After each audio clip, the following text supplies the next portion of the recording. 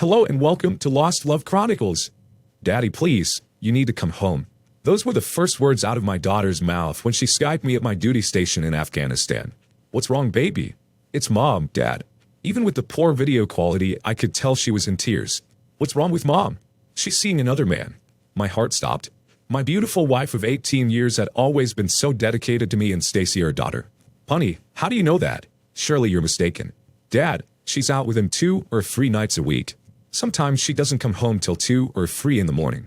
This morning she didn't come home till almost 7. Dad, I'm scared. I choked down the bile that had risen into my throat. Do you know who the man is, Stacy? I think his name is Donald something. Donald Connolly? Yes, that's him. I've only seen him once when he picked Mom up. Tall, kind of skinny guy with short black and gray hair. If that's who it is, he's the mayor. He drives a big fancy car and sometimes he picks Mom up in a limo. That made sense. Kathy had worked on his election campaign. Maybe she was just going with him to party or something. But if that's the case, why is she coming home so late? I need you here, Daddy. Come home, please. Stacy begged me. Honey, I'll see what I can do, but whatever you do, don't say anything to your mom. I won't, Dad, but please hurry before something really bad happens. I'll do my best. I love you, Stacy. Love you too, Dad. My name is Robert Crawford. I'm 42 years old and a design specialist for a large electronics firm. I'm also a major in the National Guard, and that's why I'm currently on a year-long assignment in Afghanistan where I serve on the command staff. I've been married to the love of my life, Kathy, for 18 years, and the fruit of our union is our awesome 15-year-old daughter, Stacy. Kathy is 40, but looks even younger. She's the most beautiful woman I've ever known, 5 feet 6 inches, terrific body that actually improved after she gave birth to our daughter. Her dark brown hair down to her shoulders and warm brown eyes that always sparkle when she smiles, and she smiles all the time. I can honestly say our marriage has been rock solid, even when I've been deployed. Our time together has been warm and loving, our sex, hot and always satisfying. I've never had a doubt about her fidelity, nor she mine. So what happened? I didn't have a clue. I completed all the necessary paperwork for 30 days of emergency family leave and caught a flight that 26 hours later found me renting a car at my hometown airport and heading for Hull. It was Friday night at 6:30 when I stopped the car half a block from my house. The mid-November sun had already set and the street lights were casting an ominous glow on the surrounding neighborhood. I could see that lights were on in my living room, kitchen, and in the upstairs master suite. I could actually see my wife walk past the window a couple of times. It looked like she was getting ready to go out. I called my daughter's cell phone, and after 3 rings she picked up and spoke softly. Daddy, is that you? Yes, baby, don't say anything, but I'm here, just a half block from the house. Oh, Daddy, thank you, and I could hear her start to cry. Is your mom going out tonight? I'm pretty sure. She's been in her room for over an hour. I heard the shower, and now I can hear her humming. Sounds like she's pretty excited about her night. Yeah, I guess. It makes me sick, Daddy. Why's she doing this to us? I don't know, Stacy, and your mom may not know either. Let's not judge her till we know what's really going on. What are you going to do? I'm not completely sure. I guess I'll just follow them and get the lay of the land before I decide how to respond. Be careful, Daddy. Do you need to change clothes? Nope. I figure my camo fatigues will stand out enough to create a little shock and all when the time comes. Good luck, Daddy. I love you. I love you too, Stacy, and no matter what, you and I will always be together. At 7, a black Mercedes pulled into my driveway and a tall, slender, well-dressed man climbed out of the car. I thought he'd go to the door, but he talked for a few seconds on his cell phone and the lights went out in the master suite, and a minute later the door opened and my wife stepped out onto the porch. She made sure the door locked behind her, then walked quickly toward her date with a big smile on her face. She looked stunningly beautiful, and my heart broke into a million pieces when I saw her glance back at the house to make sure Stacy wasn't watching before she gave our illustrious wife, stealing Mayor, a warm kiss on the mouth before he helped her into the car, and they drove away. Fortunately, I was steady enough to snap a picture of the kiss with my cell phone. I followed them at a safe distance, and since the traffic was fairly light, I didn't have a problem staying with them. They drove across town and pulled into the parking lot of the Radisson Hotel. I parked half a dozen spaces away and watched them as they exited the car and entered the building. They walked close together with their arms around each other, and I snapped another photo.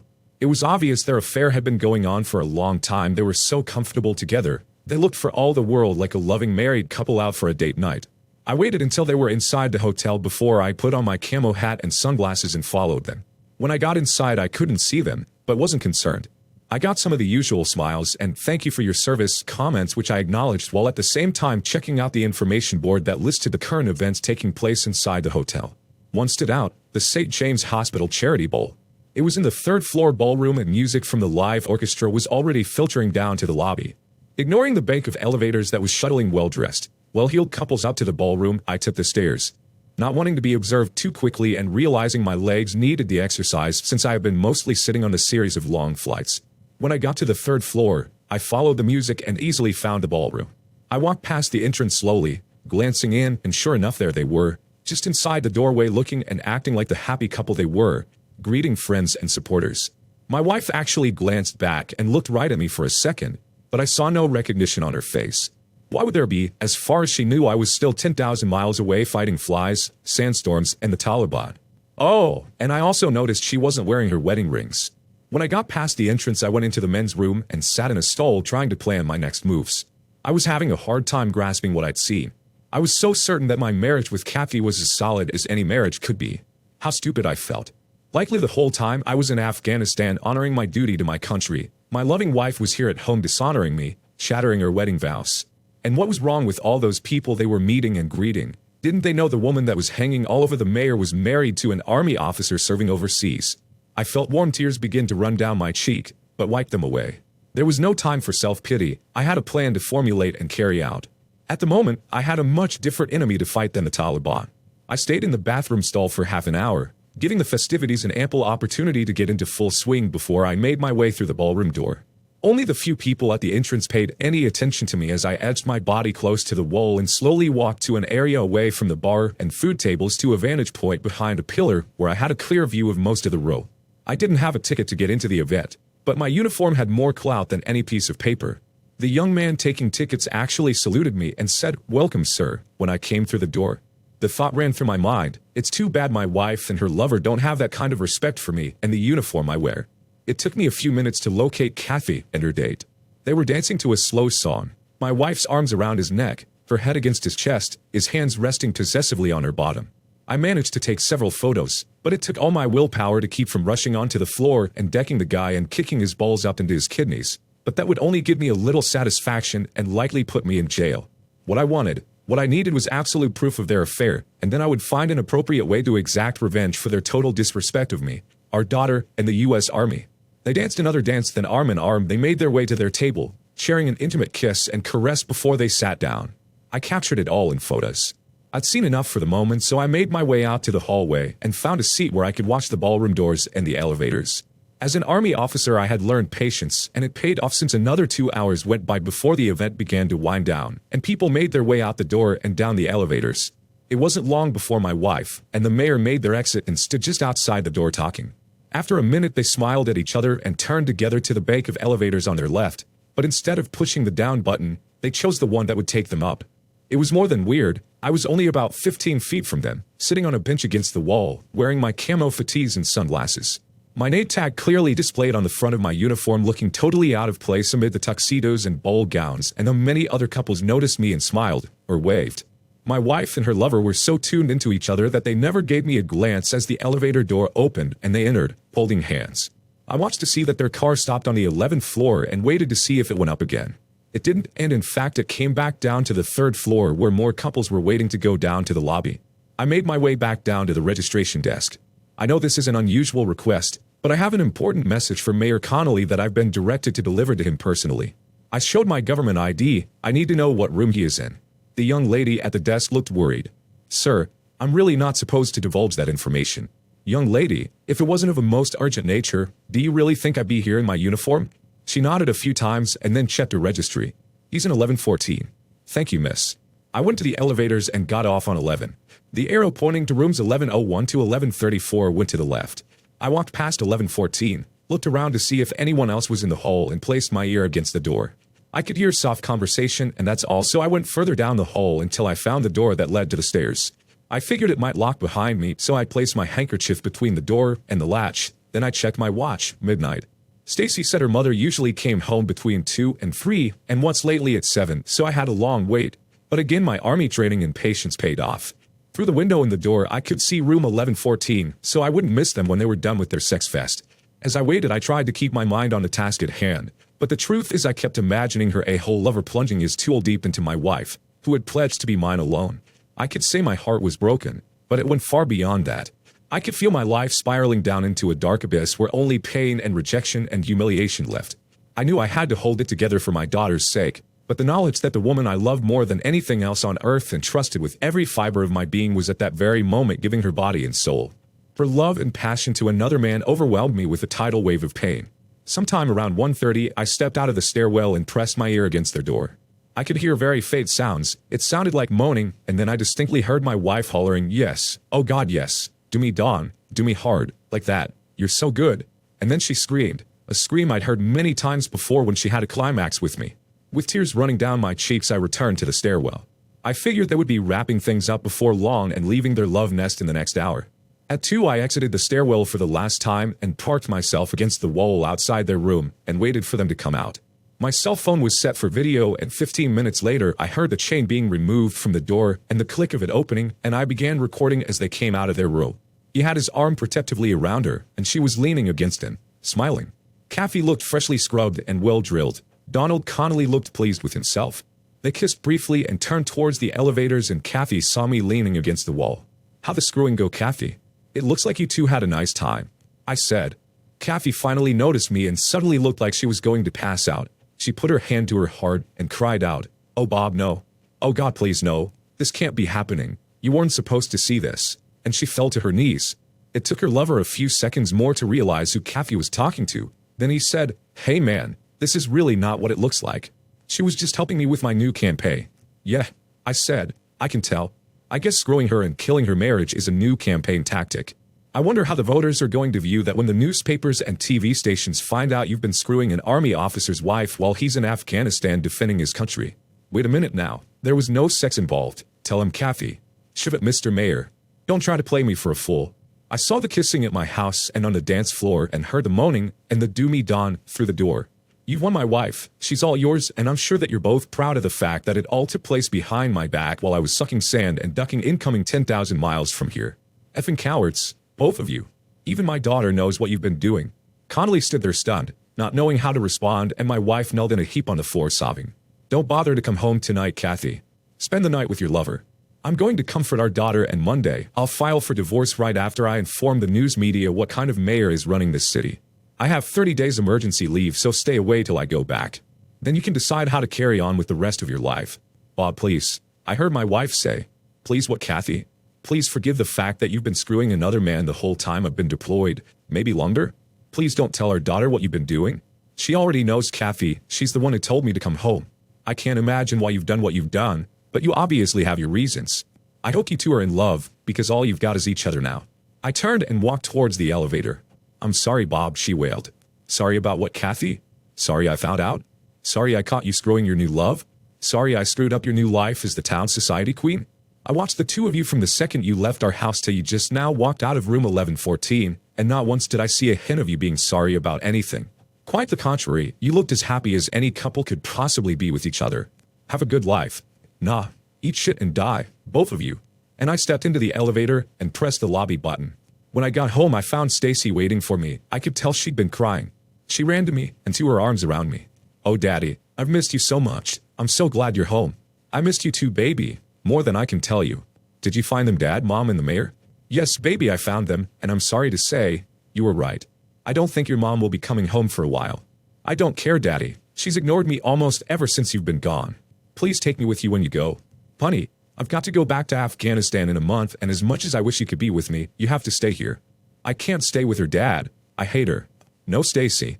No matter what your mother has done to me in our marriage, she is still your mother. She doesn't love me, Dad." And she wrapped her arms around me. I held her as she cried. I finally convinced Stacy to go to bed, and I secured the house, including setting the door chains just in case Kathy decided to try to come home. I had no proof that Kathy and her lover had used any of our bedrooms for their trysts, but I didn't want to take a chance, so I slept on the couch even though I wasn't sure they hadn't had sex there either. Sleep came only in spurts, 45 minutes here, half an hour there. I kept thinking about how I would handle the situation when Kathy came to claim her clothes and personal items she'd need until I left in 30 days. I could have been a nice guy and taken a hotel room, leaving the house to her, but I just couldn't find it in my heart to be that nice. She was the one that destroyed our marriage, so she could at least suffer the minor inconvenience of being displaced from her home for a month. Besides, I'm certain her lover would be happy to put her up. They've been acting like a married couple. Now they could live like one for a while, call it a trial marriage. Stacy and I both slept till noon, well, at least off and until noon. I got up first and fixed coffee, then managed to make toast and scramble eggs for us when Stacy finally came out of her room. We made small talk while we ate, and while we were rinsing the dishes and placing them in the dishwasher, the phone rang. Stacy and I looked at each other, then she answered it. Hello? Oh, hello, Mom. Yes, he's here. No, I don't think he wants to talk to you. Why would he? There was a pause while she listened. Mom, really? Dad and I both find it hard to believe you're sorry. It's not like you slipped up and kissed the guy once. You've been having an affair with your boyfriend ever since Dad deployed. Another long pause. Yes, I was the one that told Dad I needed him to come home. Pause. Mom, you've ignored me for months. The only thing that you've thought about, the only thing that's been important to you is your affair with Donald Connolly. Pause. Mom, please use your brain. Why would I tell Dad not to hurt Mayor Connolly? That evil man needs to be hurt, and hurt badly, for what he's done. Sorry, Mom. Not going to happen. Bye, Mom. Stacy turned to face me. She seemed scared, Dad. Like she doesn't understand what's going on. It's like she thinks her cheating on you is no big deal, and she can't figure out why you don't want her to come home. She doesn't understand? No big deal? Well, I promise that before I'm done with the two of them, she will understand what she's done, and just how many people she's hurt by her behavior. Things were quiet around the house for most of the day.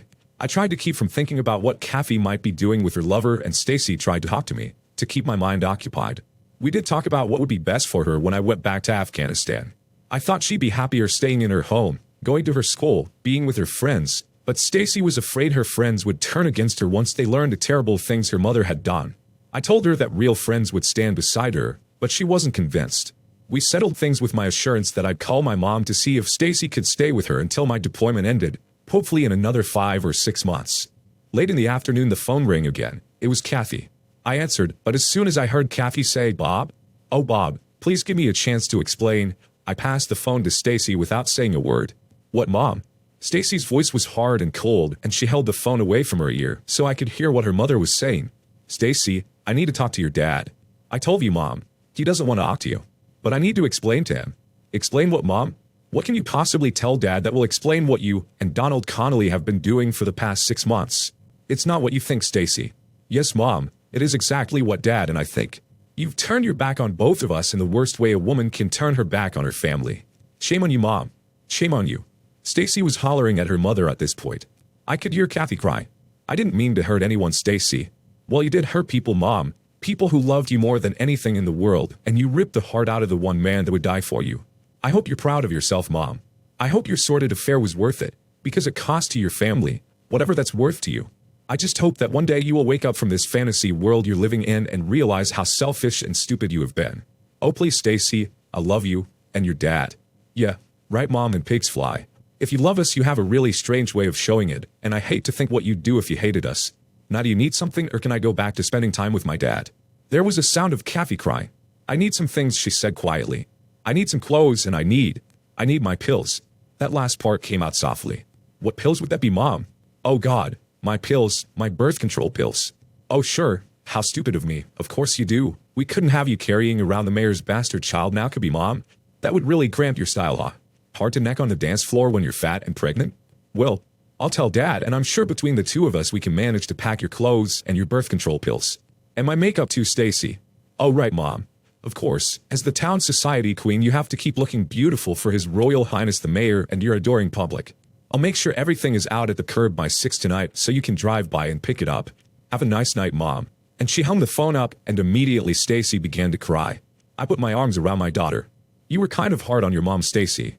I know, she hiccuped. I'm not proud of it, but I'm so angry I couldn't help it. I just had to unload on her. I know, baby, I know. We'll get through this, Stacy. We won't let them win. I gave her another hug and left her to round up the things her mother needed, and I went to my office. I needed to think, and there were a lot of things I had to do in the next few days. My army training kicked in, allowing me to methodically work through everything. I was an expert at putting together battle plans, and this was in all respects a battle. The usual minutiae was a no-brainer. Find a good divorce lawyer. Cancel our joint credit cards. Get 1 credit card in my name and 1 in Stacy's.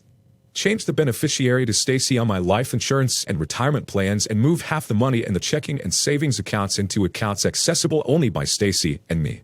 The more difficult tasks had to do with how to deal with Mayor Connolly. He had to be punished, and punished in a way that would make him out to be nothing more than a cowardly wife-stealing scumbag. Part of the answer to that task came at 8 that evening in the form of a phone call, which I answered. Crawford residence. Robert Crawford? I didn't recognize the man's voice. That's right, Major Robert Crawford. I don't know why I threw that in, but I guess I wanted to make an early statement. Major Crawford, my name is Ray Swanson. I'm a city councilman here and a friend of Mayor Connolly. I was wondering if I could talk to you about the little misunderstanding involving you, your wife, and the mayor last night. Little misunderstanding? Is that the city's official spin on my wife and Donald Connolly's sex scandal at the Radisson till 2 this morning? Now, there's no need for that kind of language. We're just talking about a little late-night party between two consenting adults who likely had a little too much to drink and got carried away a bit. I'm sure if we just talk about it, we can straighten everything out. Nothing to talk about, Ray. Mayor Connolly has been screwing my wife for the past 6 months while I've been in Afghanistan, and last night, I caught them. I understand how troubling that is to you, Major, but I'm hoping that we can find a way to work through this for everyone's sake. Who's everyone, Ray? My only concern is for my daughter. The rest of you can go to hell. I'm sorry you feel that way, Major. The mayor is a powerful man in this community, and anything that might drag him down or make him look bad could result in some, shall we say, negative things happening to whoever caused that to happen. Are you threatening me, Ray? Just telling it like it is, Major. I personally would hate to see anything happen to you or anyone you love. Let me tell you something, Ray, and I strongly suggest you listen carefully. I've spent the last 6 months dealing with the Taliban, meeting them at every turn and filling their lives with pain and suffering. Don't ever get the idea that I will back down from a fight with a tin horn, wife-stealing scumbag mayor of a town that barely rates a dot on a state map. You and your friend the mayor have never met an adversary like me. I don't give a shit how powerful you think you are. You are messing with the devil if you take me on. That's something my soon-to-be ex-wife forgot to mention to the mayor before she got involved with him. You might have money behind you, Ray, but I have every man and woman within 100 miles who ever served in the United States Armed Forces. See, we don't like men who take advantage of our soldiers' wives while they are fighting a war overseas. In fact, we loathe and detest them. Here's a little advice, Councilman Swanson. Don't mess with me. Remove yourself as far away from Mayor Connolly as you possibly can, or you just might find yourself burned by the fire that's about to pour down on your good friend Mayor Connolly. Major, please, let's be reasonable. Surely there's an amount of money, let's say a large amount of money, that could change hands and salve over the hurt feelings caused by this unfortunate incident. There aren't any hurt feelings, Ray. There's just cold damning rage that a man like Donald Connolly could take advantage of a soldier's wife while he was fighting a war, defending his country, and there isn't enough money in Fort Knox to make that go away. The only possible way for this to end to my satisfaction is to see Connolly and my wife feel the pain they've caused my daughter and me. And you have my permission to pass that message on to both of them. Tell them to get all the sex they can in as quickly as they can, because I promise that in a very short time they may not feel like doing it anymore, at least not with each other. Major, listen. I'm in a tight spot here.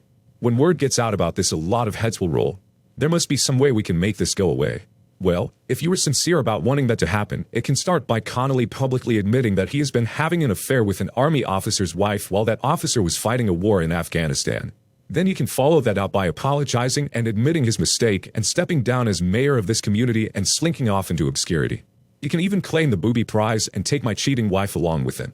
Nothing short of that will change my mind about publicly humiliating him and bringing him to his knees. Damn, you're really serious about this, aren't you? As serious as I have ever been about anything, Ray. Now if you'll excuse me, I have to fix dinner for my daughter, and I huck up. Stacy came in from the garage.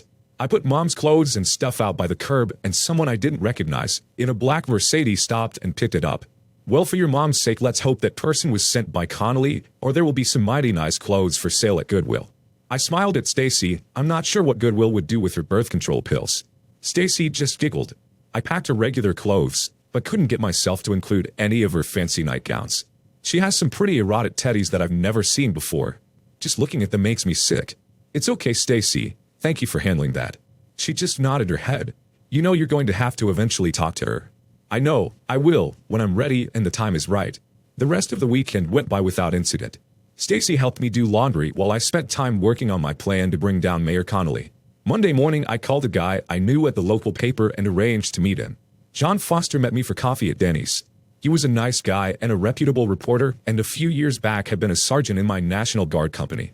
What can I do for you, Major? John, I've got some information for you, and what you do with it is up to you. It may sound self-serving to you, and in a way it is. As I'm sure you know, our Guard company has been deployed to Afghanistan for the past 6 months. Foster nodded. Well, what you may not know is that the whole time we've been away, Donald Connolly has been having a rather public affair with the wife of one of our soldiers. What's the soldier's name, Bob? I'd rather not say John unless it becomes absolutely necessary. I know if I was being cut by a slime bowl like Connolly, I wouldn't want the word to get out. I've seen the two of them together, very cozy. The scuttlebutt on the street is that she is separated from her husband and is going through a divorce. I guarantee you that's not the truth, John. In face, the husband had no knowledge of the affair until a week ago. No separation except the war and no divorce, at least not yet. I understand, Major, but I can't make unfounded accusations against the mayor of this town and not get sued. Do you have any proof of the affair? I do, and I showed in the pictures and video I'd taken. Of course, I'd appreciate it if the woman's face was blurred a little. Foster caught on immediately and showed some discomfort. Are you sure you want to go through with this, Bob? You know the truth will eventually come out. I shook my head sadly. I know, John, but I'll just have to deal with the shame. It's not like I was aware of it while it was going on. While Connolly was screwing my wife, I was 10,000 miles away in that miserable sandbox ducking bullets. The real shame is on Connolly. You're one of us, so you know what a breach of trust it is to take advantage of a soldier in harm's way by having an adulterous affair with his wife. Foster looked sad and nodded. Let me see what I can do. You're sure it's been going on the whole time you've been gone? Yeah, there are other people who've known about it the whole time. People who can't be identified for their protection. I transferred the photos and video to his cell phone, and we spent another 10 minutes talking about the 3 guys from our company that gave their all in the deployment. Then we shook hands and went our separate ways. My next step was to find a good divorce lawyer. I found a couple of names online, and after checking their references chose one that looked promising. R.J. Collins ESQ had an office in the downtown district, and I made an appointment for that afternoon. When I got to the office, I was surprised to discover that R.J. stood for Ravenna Joy, a tomboyish-looking woman about 50 with graying hair and a no-nonsense attitude. Major Crawford, what can I do for you? I like the way she got right down to business. I need a divorce, and I can tell you up front it's not going to be a pleasant one. She rolled her eyes at me. There's no such thing as a pleasant divorce, Major, but I'll play along. Why won't your divorce be pleasant? Because while I've been in Afghanistan the last 6 months, the mayor of this little town has been betting my wife on a regular basis. Her eyes flew open, and she dropped the pen she was holding. You mean Connolly? I nodded yes. Major, you have my undivided attention. For the next half hour, I told her everything while she took notes, stopping me occasionally for clarification or to ask a question. So, your daughter Stacy, is she an only child? And she's 15? How does she feel about what's going on? She hates it. It's tearing her up. She doesn't want to stay with her mother when I go back to Afghanistan. Well, she's old enough that the court will take her desires into consideration. But since she can't go to war with you, is there another option, beside your wife? My mom. I'll call her to see if she'll take Stacy until my deployment is up in 6 months. I'm sure she'd love to have her granddaughter stay with her for a while. We talked for the better part of an hour. I gave her the information about our finances, and she told me I need to talk with my wife to see if there was any possible way we could get past what had happened. I told her if she had seen the look in their eyes when they were together, she would understand why there was no way Kathy and I could ever put this behind us, and I wanted the papers ready to serve as soon as possible. Another week went by. This time Kathy only called the house 5 times to talk to me. Each time I told her I would let her know where and when and cut the conversation short. On Friday, I heard from my attorney that the divorce papers were ready to be served. She just needed to know where. I told her I'd invite Kathy to my home the following Monday at 2, while Stacy was in school and she could be served at that time. I called Kathy's cell and told her I'd like to meet with her Monday at 2 at the house. She tried to keep me online to begin her obviously rehearsed explanation for her behavior, but I cut her off, telling her that she would have all the time she needed for explanations when we met. On Monday, Kathy arrived a few minutes before 2, and we sat down at the kitchen table. When I saw her, my heart did flips. She looked so beautiful. I guess having an affair with Connolly had been good for her. Coffee? No, just water, please? I know you want to have the opportunity to tell me some things, and I will give you that opportunity. Thank you, Bob. I don't want you to get caught off guard, though, so I do need to tell you before you begin that in a little while someone will show up and serve you with divorce papers. Her face lost all its color. Why, Bob? I don't want that. I didn't want you to have a 6-month affair with Donald Connolly either, so I guess neither one of us gets our way. Bob, please, if you'll just hear me out, you'll see why this happened and how we can get around it. I nodded my head. Go ahead, talk. You know I worked on Donald's election campaign. The whole time we were thrown together at functions and on precinct walks, and we got to be friends. After you were deployed, I was lonely and depressed, and Donald bought me lunch and let me use him for a sounding board. He really helped me get through the pain of missing you. Then one night he asked me to attend a dinner event with him. He said there would be a number of very influential couple on hand, and that it might be best if I used my maiden name and left my wedding rings at home, just to keep rumors from getting started. I didn't think about it at the time, but now I see where taking my rings off was a mistake. We met so many people that night, and all of them ended up seeing me as a single woman. When did the sex start? She looked down at her hands. Not right away, though we did dance closely that night, and when he took me home he kissed me goodnight. And you let him? I was lonely, Bob, and I just spent a romantic night with a handsome man who had stature in the community and who treated me like a princess. Treated you like a princess while your husband was fighting a war, and that gave you the right to disrespect me? No, it didn't. But I was confused. You were so far away, and I missed you so much, and I don't know, he just made me feel good. I nodded, and she went on. We went to dinner a couple of times a week after that and to more and more events. I was starting to have such a good time with him, and it made me miss you less. The sex. She looked down at her hands again. You've been gone a month. Donald and I were going out 2 or 3 times a week. One night, after a romantic dinner, he asked me to go home with him. And you did. She nodded sadly, and I did. I felt horrible afterward. I actually got sick to my stomach and made him take me home. I told him I couldn't see him anymore, that I loved my husband, and I couldn't believe that I'd been unfaithful to you while you were fighting a war. But you changed your mind. Again she nodded sadly. Donald left me alone for several days. Then he called me and told me how much he missed me. He said he wanted to see me again, but just as friends. He promised he would never put me in a compromising position again, that he too felt bad about what we had done. So you saw him again?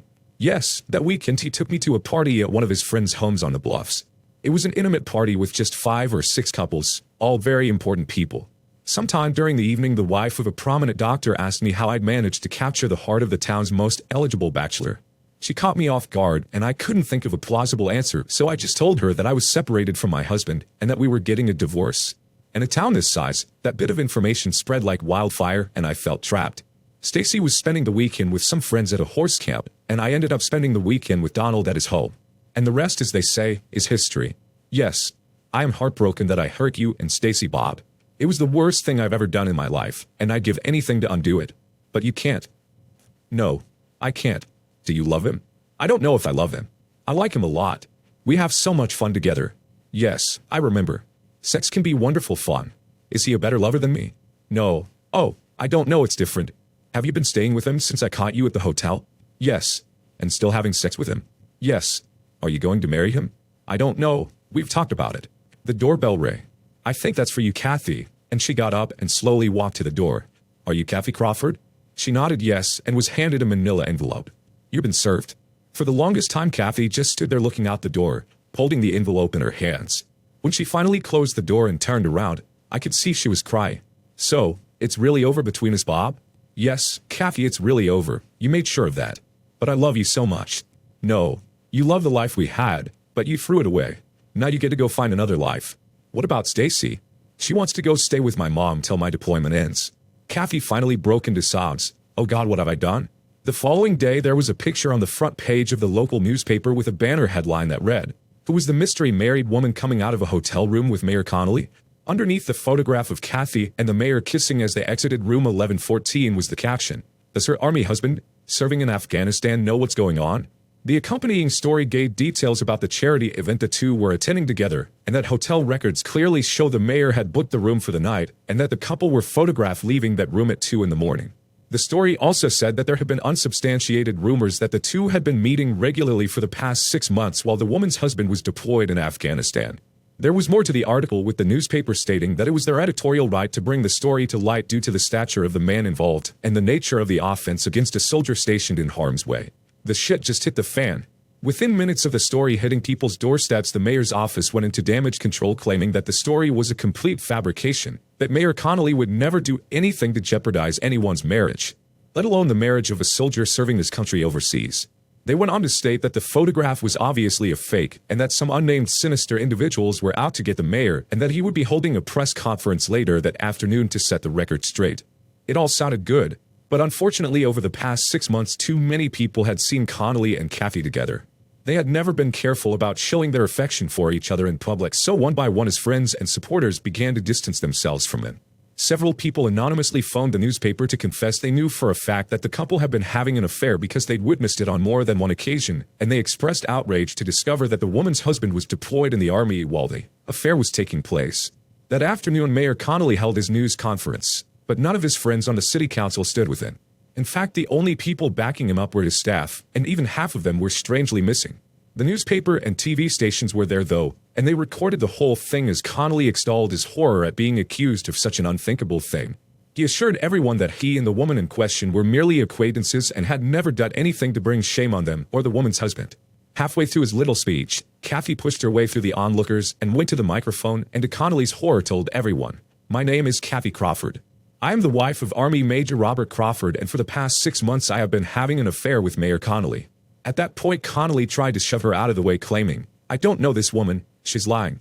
Yes, you do know me, you son of a bitch, and it's time we both admitted what rotten shits we really are.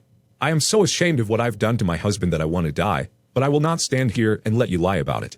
She turned to face Connolly, who by now had turned red with rage and embarrassment. Robert, you knew I was married and that my husband was in Afghanistan, and still you pursued me, and I was such an idiot that I listened to you, and now I have embarrassed and lost the only man who has ever loved me. Tears were streaming down her face. I am so ashamed and heartbroken, and I will be sorry for the rest of my life.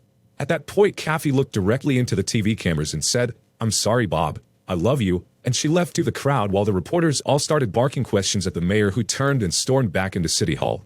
I have to admit that having the world hear all that damaged my already fragile ego, but I knew the chance I was taking when I wanted John Foster, my newspaper contact. The next day, when the president of the city council announced that the mayor had resigned from office and that the council would run the city until such time as a new mayoral election could be held, I should have felt satisfaction, but all I felt was a deep, empty loneliness. I missed my wife more than I ever imagined possible. My reporter friend called me that afternoon to tell me that Connolly had packed up and left town, leaving no forwarding address, and that my soon-to-be ex-wife hadn't gone with him. I spent as much time with my daughter as possible in my remaining leave, and the last week I allowed Kathy to move back into the house in Stacy, and I went to my mother's home 60 miles away where I enrolled her in school, promising that I'd be back to get her as soon as my deployment was over. The next week I was on a plane back to Afghanistan, my heart filled with a burning anger that I planned on taking out on the enemy that was lurking in the desert. What happened to Kathy? A few weeks later, she moved in with Connolly, and they too have left town. Did Robert come back from Afghanistan? Yes, but he was critically injured and his daughter helped him get back on his foot. He lost one of his legs in an ambush. He is currently working design specialist for a large electronics firm. He lives with his daughter and occasionally speaks about the challenges that soldiers face who have been on duty outside the country. Dear listeners, please share your thoughts in the comments section below, and don't forget to like, share, and subscribe.